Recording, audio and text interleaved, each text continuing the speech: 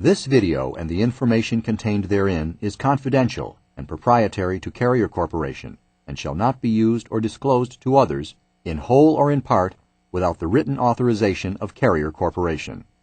Limitations for mechanical damage repairs covered in this video are outlined in the Field Repair Procedure Number 99TA526420.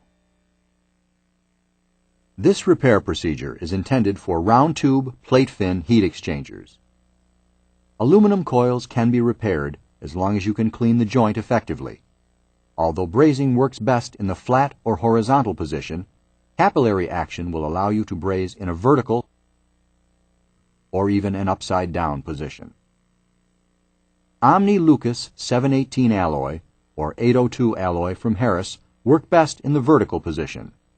7822 alloy channel flux ZA1 or Harris product AL Groove 900 is the best all-around alloy for repair of holes and seams. The cord wire versions of these alloys seem to flow better than the solid wire. The key to brazing aluminum is watching the flame change state. You will start out with a basic blue flame.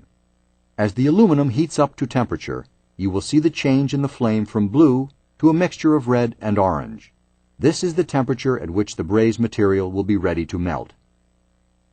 The braze alloys do not like direct contact with the flame.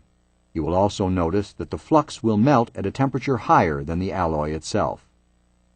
All the flux's change in state is from white liquid to dry white, then to a clear liquid.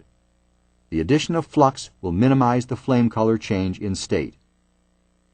The alloy is ready to apply when the flux is in its clear state. The turbo torch has a variety of torch tips. Sizing of the torch tip depends on operator's skill and thickness of material. The aluminum U-bend repairs and joint brazing are brazed with a number 3 tip. The tube repair braze is brazed with a number 5 tip. The tube and U-bends are 40 thousandths thick aluminum material.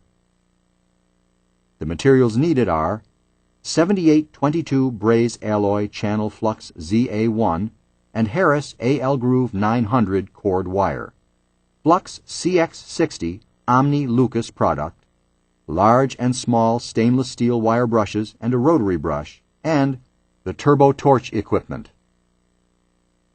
To start the procedure, first clean the area to be brazed. The joint must be free of oil, grease, rust, corrosion, and refrigerant. Prepare the area with a wire brush to remove any oxides. If required, flux the area with CX60 flux. Cord wire alloys will not need fluxing. To repair tubes in a fin area, manually peel back the fins. Do not burn the fins away with the torch. Depending on thickness of the material, select an appropriate torch tip size. Turbo torch standard nozzles work well for aluminum repair. It's important to size the torch tip to the thickness of material. Too large of a torch tip will melt the aluminum base metal before you are able to repair it. Heat the area until the flux turns clear and wet. Do not apply the alloy to the joint until you see a red-orange flame from the joint. This is a point where the aluminum is warm enough to test the joint with the braze material.